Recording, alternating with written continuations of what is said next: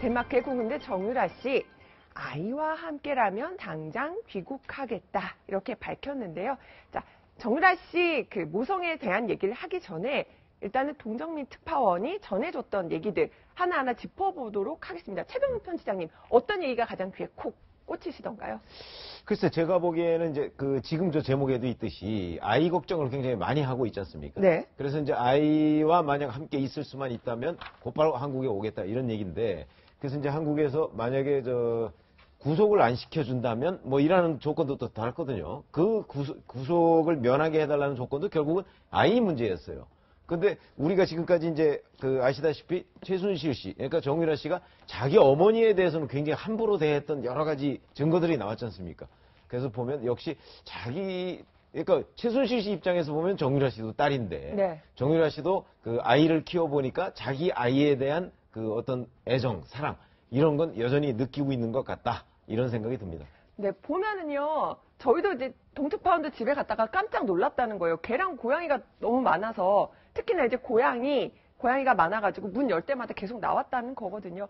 그러니까 식구들하고 떨어져 있으면서 본인은. 창고에 네. 보니까 6마리, 또 방 쪽에 보니까 2마리, 또 지하에는 개들, 하면 뭐 개가 한 10여 마리에 고양이 한 8마리 이 정도 되는 것 같은데, 그러니까 정유라가 왜 이렇게 동물을, 이 개나 고양이를 저렇게 거의 집착에 가까울 정도로 데리고, 굉장히 지금 이제 도피하기도 급급한 상황 아닙니까? 심리적으로도 굉장히 쫓길 텐데 저렇게 했을까? 이러는 걸 생각해 보면 결국 이제 어머니인 최순실과의 관계에서 계속 갈등하면서 굉장히 이제 스트레스를 많이 받는 거죠. 그런 스트레스를 저런 동물들과 이제 함께 하는 것을 통해서, 동물들은 말을 잘 듣고 또 앉으라면 앉고 서라면 서고, 그러니까 그 스트레스의 어떤 정을 동물들한테 주는 거죠. 상대적으로. 그것이 똑같은 현상이 이제 아이에 대해서도 자신의 아이에 대한 그러한 과도할 정도의 어떤 집착이랄까요, 애정, 이런 것은 결국 어머니와의 관계에서 오는 그 갈등, 이런 것들을 그래도 내 아이, 내 동물들에 대해서는 내가 모든 정을 주고 싶다, 이렇게 좀 나타나는 것이 아닌가, 그런 생각이 듭니다. 네, 오늘도요, 저희가 정유라 씨의 심리에 대해서 범죄심리 전문가죠, 이수정 교수에게 아주 구체적으로 물어봤습니다. 왜 이렇게 개 고양이 정말 독일에서 덴마크까지 이동하면서 챙겼던 걸까요? 그 심리, 이수정 교수의 얘기를 들어보시죠.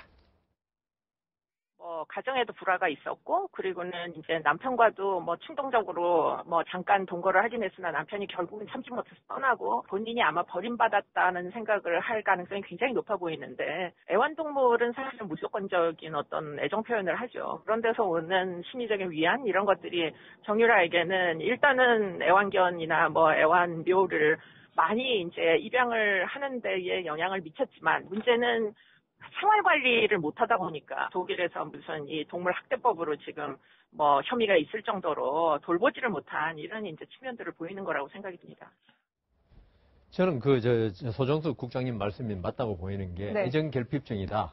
우리가 제3자가 볼 때는 이렇게 부유한 집안에서 자기 맘대로 자라났으니까 얼마나 주위에 보살핌을 자랐겠냐 했는데, 정유라 씨 이번 인터뷰 중에 보면요, 모 방송과 인터뷰 중에 보면 어머니와 갈등이 아주 심했다고 그래요. 그래서 재산 포기 각서에 사인까지 했다고 그럽니다. 네, 아마 전해드릴 텐데요. 최순실 씨가 신주 평신가요? 거기하고 진짜 20살 나이에 어머니로서는 진짜 20살짜리 딸이 임신해가지고 애 낳았다 그러면은 그 충격도 컸을 거고, 그럴 건데, 그러니까 넌 내 딸 아니다, 이런 식으로 나왔겠죠. 그러니까 재산 포기가 그 많은 재산, 1,몇백억이나 이런 재산 포기 각서를 썼다는 건데, 제가 최순실 씨를 보니까 어떤 컴플렉스가 심한 사람 같았다. 컴플렉스요? 예, 학력 컴플렉스 같아요. 네. 저는 최순실 씨가 대학교 어디 나온지 잘 모르겠는데, 학력 컴플렉스가 있어가지고 정유라만은, 그리고 딱 외동딸 아닙니까? 저기 아주 좋은 명문대학에 넣어보겠다. 네. 그래서 그게 근데 공부는 그렇게 썩 잘하지는 못했던 것 같아요. 이제 학교 성적은 안 되니까 승마, 이런 예체능을 시켜서 넣겠다. 넣겠다는 그 욕심이 과해가지고, 이대라면 사실 우리나라 여학생들이라면 누구나 가고 싶어 하는 대학 아닙니까? 거기를 한번 넣어보겠다고 했던 게, 그게 결국은 이대 부정 입학. 그 다음 승마로 한번 잘 키워보겠다고 했던 게 삼성에서의 불법 지원. 이런 모든 걸 낳았다. 결국 최순실 씨는 우리가 볼 때는 아나무인격의 어떤 말투, 그 다음 행동 아닙니까? 저는 오히려 그런 분들이 열등감이 더 심한 사람이 많더라고. 그걸 갖다가 숨기기 위해서 오히려 외부적으로는 안하무인적 태도로 보이거든요. 그게 결국은 정유라 씨에 대한 이 맹목적인 사랑.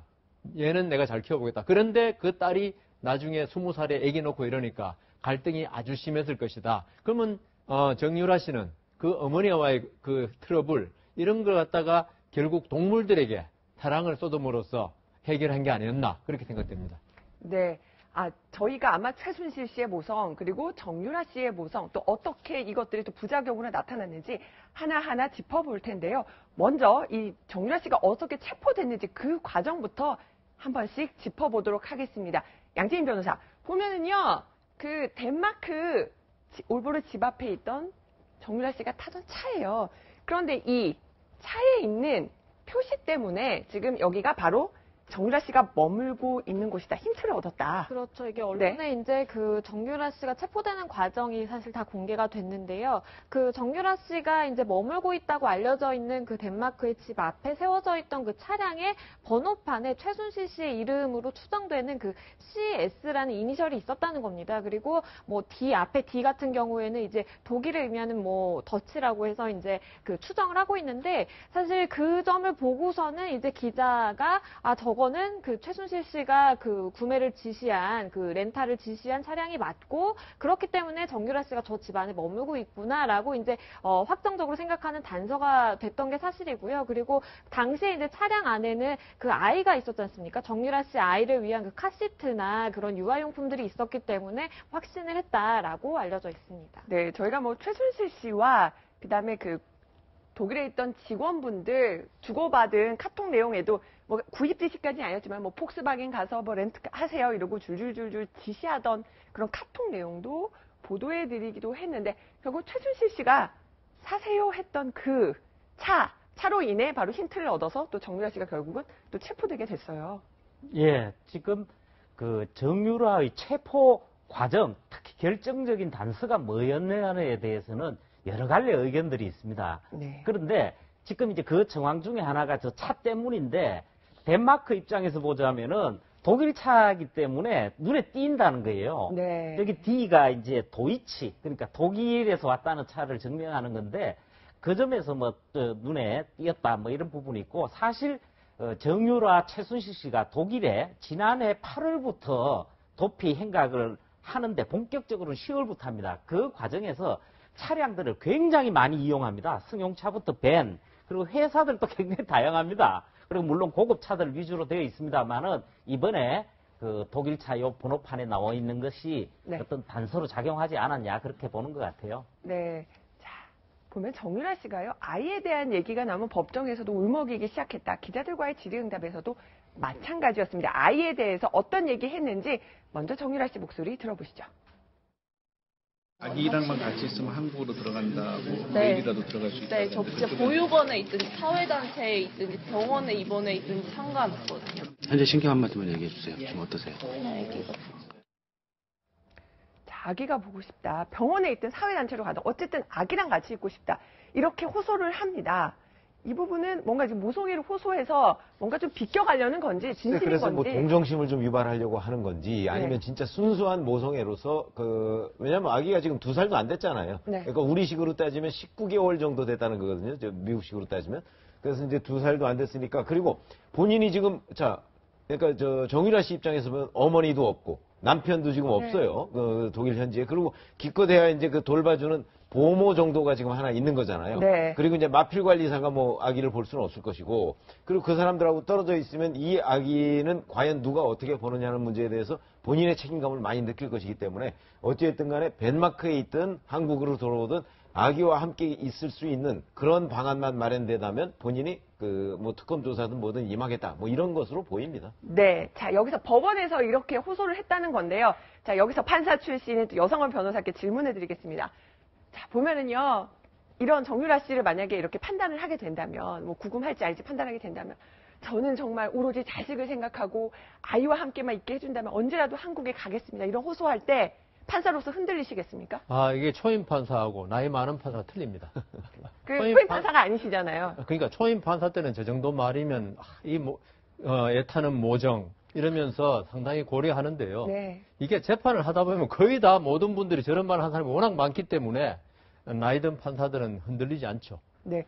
특검에서는 지금 조금 전에 브리핑이 있었는데 만약에 자진 귀국한다면은 뭐 덴마크에서도 막지 않을 것이다. 저희가 이제 특검 속보를 계속 보내드리고 있는데 결국은 뭐 불구속 수사해달라 이런 요청도 거기에 대해서 거부를 했잖아요. 예, 근데 네. 특검으로서는 저 요청에 응할 수가 없죠. 왜냐하면은 특검은 그 구속이냐 불구속이냐는 죄질의 경중, 죄질이 무겁냐 가볍냐 하고, 그 다음 또 도피 우려가 있느냐 없느냐, 그 다음 증거인멸 있느냐 없느냐 그걸 가지고 하는 거지.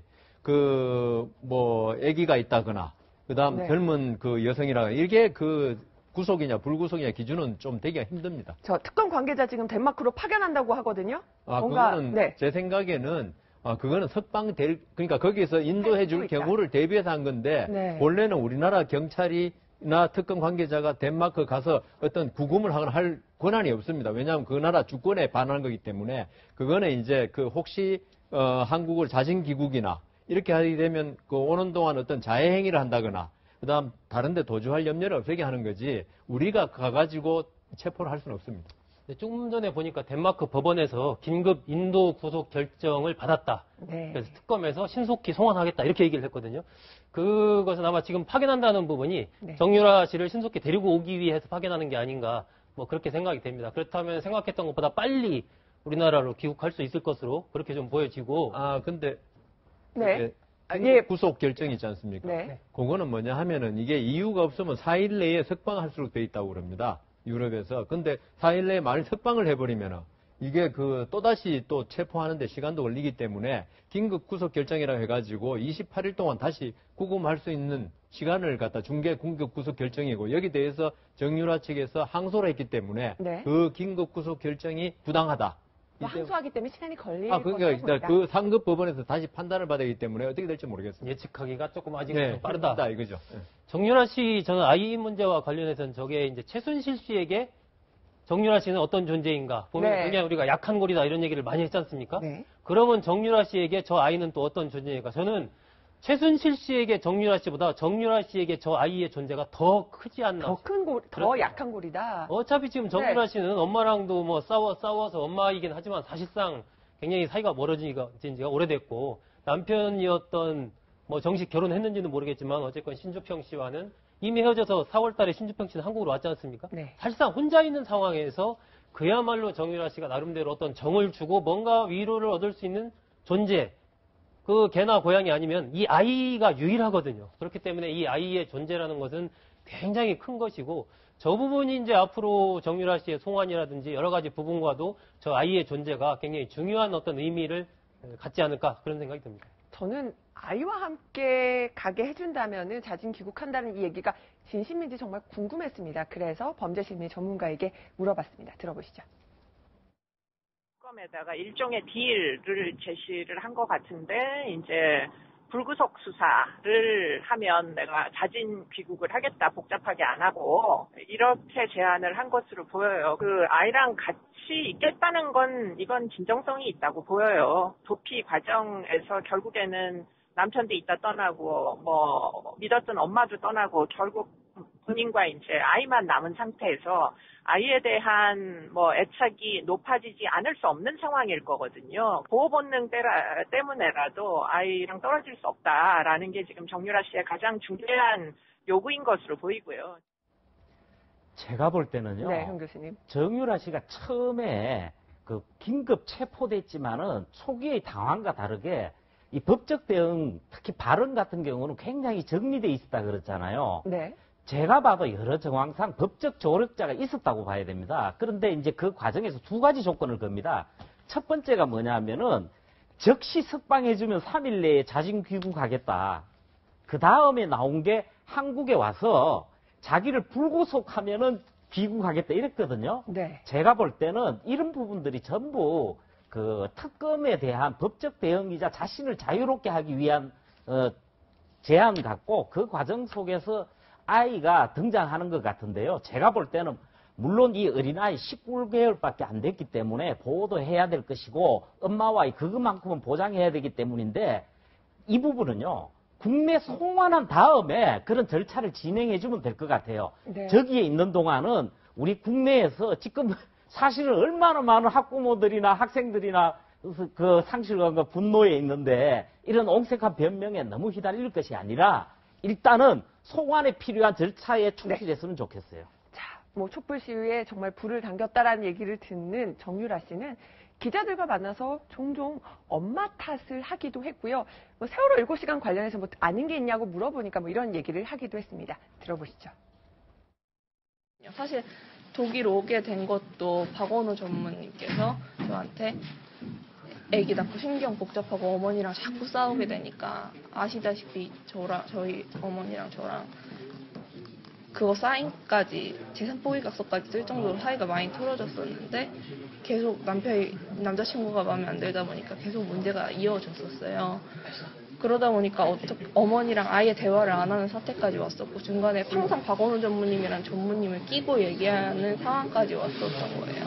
혹시 엄마를 통해서 박근혜 대통령이 어떤 세월호 7시간 동안 무엇을 했다라든가 이런 얘기 제가 혹시 전해 들은 부분 그 없나요? 시대에 전에 들을 수가 없는 게 제가 그때 임신 중이어가지고 어머니랑 완전히 사이가 틀어져서 아예 연락을 안 할 때였어요. 저는 신림동에 살고 어머니는 강남구에 살고 그때라서. 자, 최병 편집 들어보면요. 정유라 씨 답변이 거침이 없어요. 그러니까 끊기지도 않아요. 그리고 뭐 근데 보면은 엄마가 다 안다. 나 그때 연락도 안 했다. 사이 안 그러니까 좋았다. 저 시점을 보면 네. 2014년 4월 얘기를 하는 거잖아요. 그런데 그 아이를 낳은 거는 5월이에요. 네. 5월이죠? 아니, 2015년이니까 1년 뒤의 일이지 않을까 싶네요. 1년 뒤에 2015년에. 그러니까 이 세월호가 그 문제가 생겼던 거죠. 생겼던 거는 2014년이고. 네, 네. 그리고 이제 아이가 생긴 건 2015년에 5월 달에 난 거잖아요. 네. 그러니까 임신 중이었다는 건 말이 안 되죠. 그러네요. 세월호 기간에 임신 중이었다는 건 말이 안 된다. 아, 2015년 5월 출산으로 알려져 있는데 5월 출산 맞죠? 19개월이니까 지금. 네. 19개월 됐으니까 2015년 5월에 출산해서 네. 아니, 출산했으니까 지금 19개월이 된 거 아니겠습니까? 그런데 세월호 얘기를 하는데 저 때 얘기를 하면은 안 맞잖아요.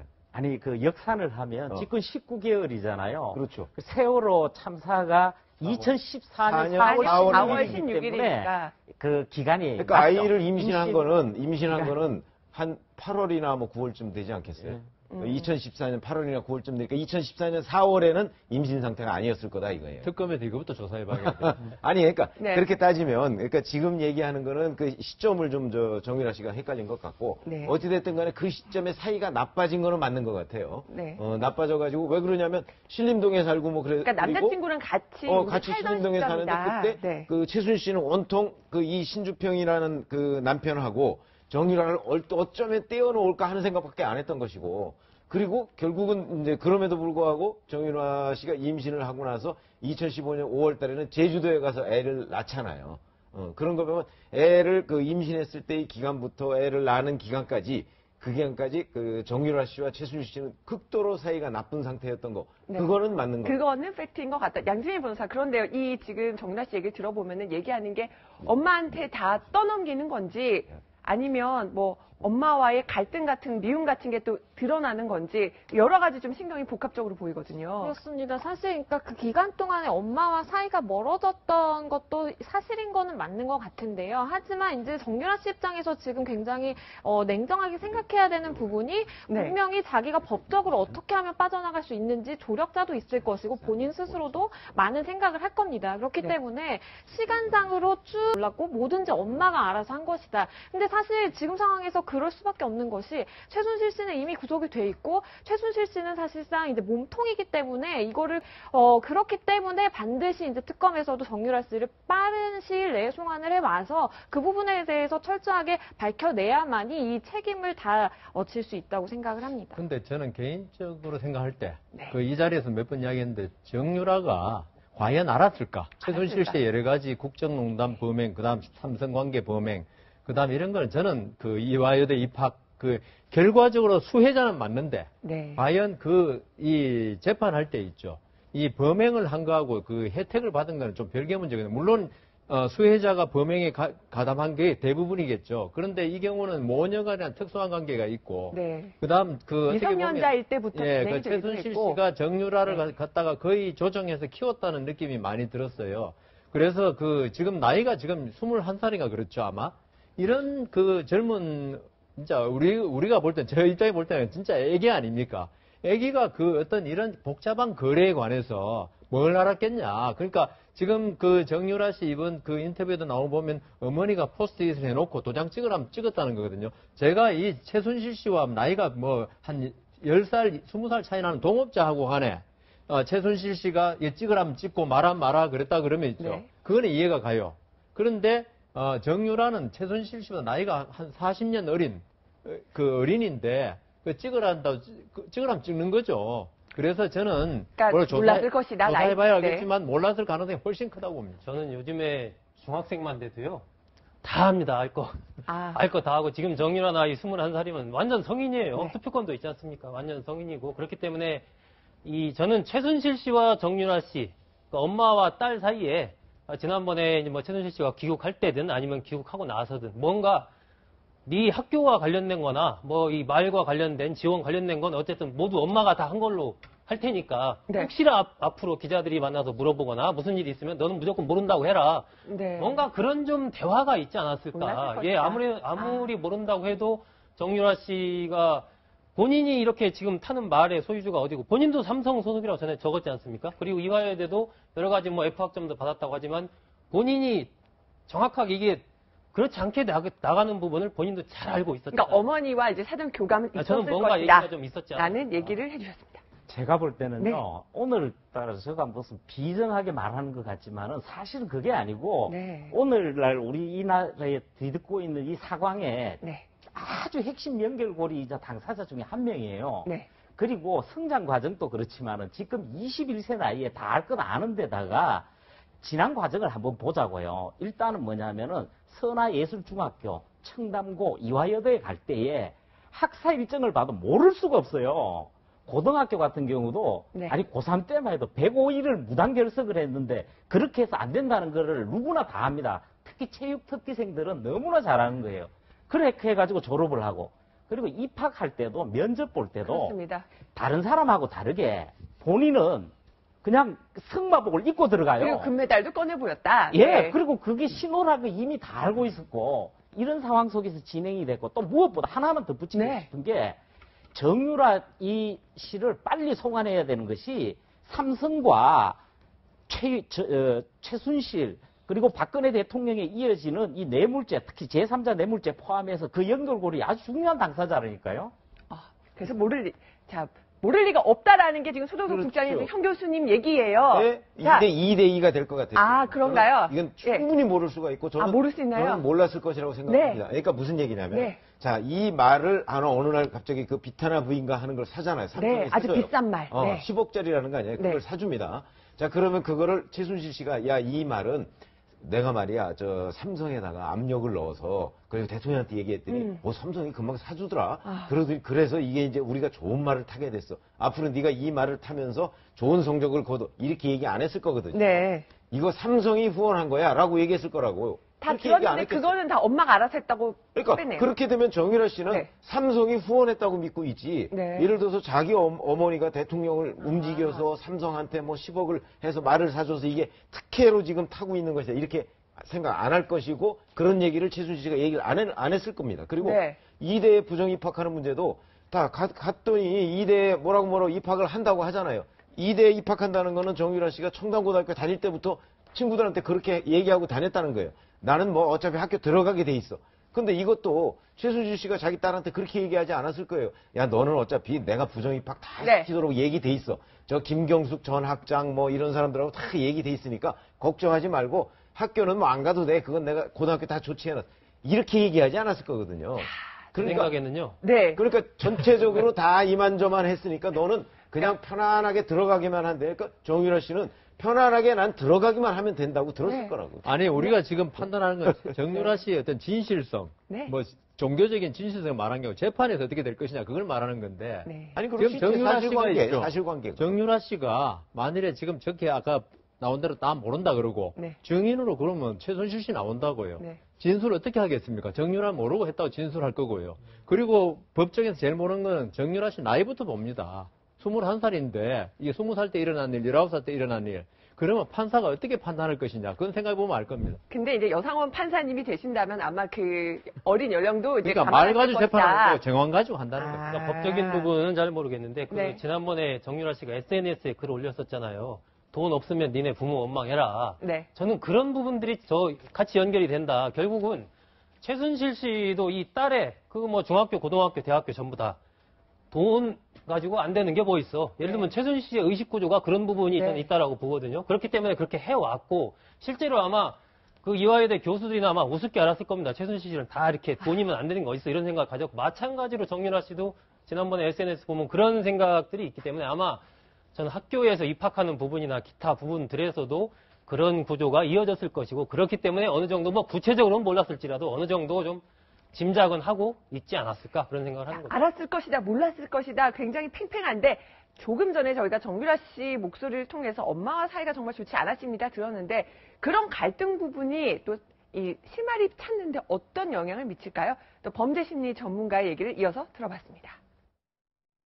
그러니까 뭐 엄마와 결국에는 이 연애하고 뭐 임신을 해서 결국은 혼인신고 전에 이제 아이를 낳게 되는 이런 이제 과정들 이제 엄마와 대립하게 되는 제일 큰 중대한 문제였던 것으로 보이고요. 엄마와 완전히 합의되지 않은 그 충돌 지점들이 아마 지금 진술이 가장 엇갈리는 예컨대 정유라의 진술의 신빙성이 훨씬 높아 보이는 그런 이제 지점들이 되는 것으로 보입니다.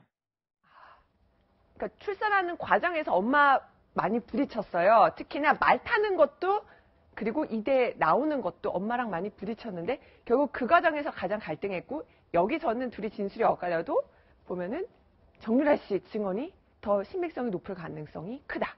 그러니까 정유라 씨가 일반적으로 하여튼 본인이 잘못한 부분은 알죠. 왜 몰라요. 그러니까 그 이대를 들어갔어요. 그러니까 들어간 과정은 자기가 실력이 없다는 건 아는데 엄마가 다 해결해 준 거죠. 그래서 이제 들어갔어요. 들어가고 난 이후에도 자기는 F학점을 받고 그 다음 들어주고 다시 정유라 씨의 손을 붙잡고 가서 저 총장하고 학장을 만난 거예요. 아니 저기 유철균 교수하고 김경숙 학장을 만난 거예요. 네. 만나서 자기는 먼저 나왔다는 거 아니에요. 정유라 씨가 먼저 나왔으면 자기는 이제 자퇴한다고 생각을 하고 갔는데, 그러니까 최순실 씨 생각은 다른 거예요. 자기 딸이 여기서 자퇴하면 안 된다. 이 학기를 계속 다녀야 되고, 이거는 내가 해결할게. 라는 생각이 드니까 자기 딸을 먼저 보내고, 김경숙 학장과 유철균 교수를 만나서 그 부분을 이제 어찌어찌 뭐 돈으로 해결했든 권력으로 해결했든 간에 뭔가로 해결을 한 거잖아요. 그러니까 정유라 씨는 그걸 모르고 있었는데 자기는 자퇴한다고 생각을 한 거죠. 근데 자퇴가 아니라 나중에 보니까 학점이 나왔어요. 그러니까요. 그렇잖아요. 그러니까 이 상세한 과정은 정유라 씨는 몰랐을 것이라는 거죠. 다만 엄마가 뭔가 네. 학교에 손을 썼을 것이다. 이거는 당연히 그러니까요. 알겠죠. 자, 이화여대 관련해서 위증 논란은 잠시 뒤에 짚어보도록 하고요. 또 하나는요. 보면 정유라 씨가 꽤 한국 언론을 열심히 보고 있다는 느낌도 받았습니다. 정유라 씨의 목소리 이어서 들어보시죠. 여기 온 지는 얼마나 되셨어요? 덴마크요? 예. 9월 말에 왔어요. 9월 말부터 그럼 여기 계속 쭉 계셨던 거예요? 네. 그러면 아까 독일 가셨다고 그랬었잖아요. 네, 비자 독일에 때문에. 네, 비자가 독일 비자로 나와 있고 저희 집이 독일에 슈미텐에 있어가지고. 그럼 그 언제쯤 가셨나요? 독일에 가는 때가? 2주 전. 2주 전이었죠? 그때 15일 날 그때 그 프랑크푸르트 시내에서. 근데 저는 쇼핑은 안 갔습니다. 아니, 저 데이빗을 만난 지가 한 달이 넘었어요, 일단. 현재 독일의 비자는 어떤 비자를 갖고 있는 거예요? 3년짜리 노동 비자를 갖고 있는 건가요? 아니면 아니요, 노동 비자는 아니고 그게 운동하는 사람 비자예요. 운동하는 사람? 그럼 이곳 덴마크는 그냥 관광 비자로 들어와 있던 거고요? 아니요, 그러니까 비자를 받으면 유럽은 자유롭게 다닐 수 있다고 해서. 프랑크푸르트에 가셨을 때 얼마 정도 머무셨어요? 2주 전에? 하루 머물다가 왔어요. 찍고 왔어요. 아, 그리고 프랑크푸르트도 슈미텐에. 아니라 슈미트는 거의 지나쳐서 온 거고 이 위쪽에 제가 동네 이름은 모르는데 거기 그거 뭐 매매 계약서 때문에 갔다 온 적이 있어요. 유럽 비자가 만료가 언제예요? 2018년도에요. 18년 내가 12월이요. 12월. 데이비드 유는 지금 어디 있습니까? 데이비드 유는 저랑 연락 안 됩니다. 책임지기 싫어요. 언제 지금 데이비드 윤이 계속해서 보호했을 아니요, 거라고. 그거는 말도 안 되는 소리고요. 네. 데이비드 유는 저랑 연락 자체를 안 하고 싶어 하시는 분이시라서 현재. 와, 정유라 씨가요, 양재민 변호사, 한국에 나오는 자신에 관련된 기사는 모두 아주 꼼꼼히 모니터링하고 있다는 생각이 들어요. 뭐, 독일에 얼마 전에 뭐 아주 호화쇼핑을 했다 이런 보도도 나왔었고. 그렇죠. 네. 한 2주 전쯤에 뭐 독일에서 목격이 됐다라고 하면서 한 차량에 이제 탄 뭐 사진까지 나왔었는데, 그 안에 그 차에 정유라 씨가 타고 있다, 뭐 호화 쇼핑을 즐겼다라는 이제 기사가 나왔었는데, 그것도 아마 확인을 한 모양입니다. 그렇기 때문에 기자가 이제 프랑크푸르트에서 시내 뭐 간 적 있느냐 이런 얘기를 하니까 물어보기도 전에 자기가 알아서 저는 쇼핑 이런 거 한 건 사실이 아니다라고 이제 얘기를 했죠. 근데 사실 인터뷰도 본인이 이제 기자들이 물론 찾아가긴 했지만 나는 인터뷰에 응하겠다. 재판 휴정 시간 내에 나는 인터뷰를 하겠다라고 굉장히 적극적인 사실 태도를 보이고 있고 말을 하는 것만 보더라도 사실상 좀 굉장히 하고 싶었던 말이 좀 많았나 보다라고 이제 그 국민들 입장에서 느껴질 정도로 좀 거침이 없습니다. 그렇기 때문에 본인 관련된 기사라든지 뭐 엄마 관련해서 이 국정농단 사태가 어떻게 흘러가는지에 대해서 굉장히 주시해서 보고 있는 것 같습니다. 또 하나는요, 원래 이제 한국에서 정유라 씨를 변호해주는 사람은 지금 최순실 씨의 변호인이죠. 이경재 변호사로 알려졌는데, 이경재 변호사는요, 언론 인터뷰에서 아니, 나도 정유라 씨 연락이 와야지 접촉할 수 있다 이렇게 얘기했는데, 정유라 씨는요, 기자들과 만나서 이경재 변호사 바쁘신지 연락이 안 된다. 지금 말이 엇갈려요. 그리고 오늘 보니까 이경재 변호사는 또 정유라 씨가 덴마크에 있는지 몰랐다까지 얘기하고. 그러게 조금씩 저는 이경재 변호사 아침에 얘기하는 거 네. 덴마크에 있는 줄 몰랐다 보고서 이것을 어떻게 봐야 되나 약간 좀 헷갈리는 부분들이 이거 지금 있더라고요. 어떻게 봐야 됩니까? 그동안에도 보면 어쨌든 이경재 변호사는 계속 언론에 정유라 씨 보고 빨리 들어와서 조사를 받는 게 좋다라고 이제 의사를 전했다 뭐 이런 얘기도 계속 했었지 않습니까? 그런데 지금 정유라 씨는 이경재 변호사랑 그렇게 뭐 통화도 잘 못했고 연락이 잘 안 된다 이런 얘기를 했다라는 것은 그동안에 그렇다면 이경재 변호사가 정유라 씨가 들어와서 조사를 받는 게 좋겠다라고 이제 국내로 들어오는 쪽에 더 이렇게 좀 노력하는 듯한 그런 모습을 보였던 거 그런 얘기를 했던 부분들이 이게 좀 진실이 아닌가? 그러니까 좀 거짓말을 한 건가? 뭐 이런 생각이 좀 들더라고요. 아니면은 정유라 씨가 직접 아니면 누구 다른 사람을 통해서 지금 상황이 이러니까 거기 있는 것보다는 빨리 들어와서 뭐 조사를 받는 게 오히려 낫겠다. 이런 얘기를 전했으면 정유라 씨도 누군가로부터 그 얘기를 전에 들었을 텐데. 그러니까요. 그런 얘기는 전혀 안 하지 않습니까? 네. 그런 걸로 봐서는 이경재 변호사가 특별한 직접적인 어떤 접촉 없이 그냥 본인의 생각을 이렇게 좀 언론에 이야기한 건 아닌가. 뭐 그런 생각도 들고. 저는 뭐 변호사가 그랬을 것 같지는 않고 저 두 말이 다 맞으려면 두 말이 다 맞다고요? 중간에 누군가가 또 있어야 되는 거예요. 그러니까 이경재 변호사와 정유라 씨를 연결하는 누군가가 있어야 되는 거예요. 이게 예를 들어서 덴마크나 독일이나 이런 데에 어떤 현지 변호사를 고용했을 가능성도 있고 왜냐하면 변호사를 고용했다는 얘기도 있었잖아요. 독일 변호인도 고용했다. 그런 얘기가 있었잖아요. 네. 한때. 근데 또 그게 아니라는 보도도 있고 네. 그랬어요. 근데 그거는 그러니까 명확치는 않지만 이경재 변호사가 자기가 정유라 씨하고 전혀 그 연락도 안 하면서 그러면서 사실은 내가 정유라 씨한테 들어와서 귀국해서 조사받으라고 하고 있다는 걸 기자들한테 얘기했을 것 같지는 않거든요. 그렇다면 이경재 변호사를 우리가 믿는다면 그러면 저쪽에서 이제 정유라 씨는 또 뭔지 연락이 안 된다고 그래요. 그러면 네. 그 중간에 다른 사람이 있을 가능성이 있다. 그래서 이 사람이 결국은 그 이경재 변호사와 정유라 씨를 연결해가면서 하는데 이 사람이 무슨 문제가 있을 때는 제대로 또 직접적인 연락이 안 될 거 아니겠습니까? 그래서 그런 차원의 얘기로 보여요. 저 추정컨대는. 네. 제가 볼 때는요, 이경재 변호사도 특검에서는 한 번쯤 수사 대상으로 검토해야 될 뿐이라고 봅니다.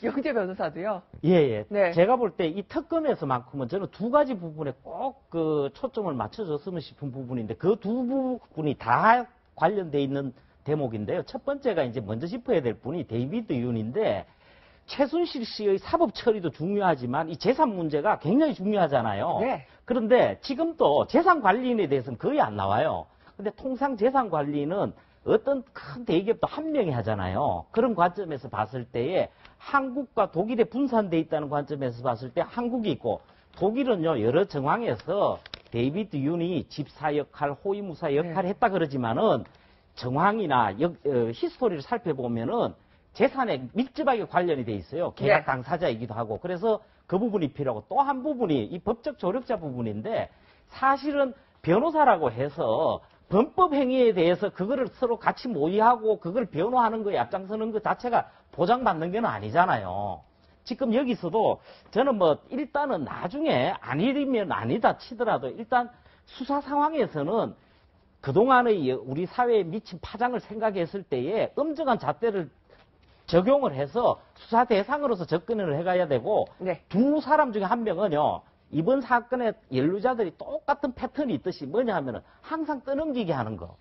그리고 또 아니다 모르다 하는 거. 그 유형이 비슷하게 이어지고 있거든요. 그런 관점에서 조금 더 민감하게 그리고 엄정하게 들이댔으면 좋겠다. 이런 겁니다. 네, 저희가 지금 정유라 씨의 어떤 모성, 또 최순실 씨의 모성이 또 이번 사건 어떤 영향을 미쳤는지 쭉 짚어봤는데 정말 그 짜맞추기 논란에 대해서 다음 주제로 넘어가 보도록 하겠습니다.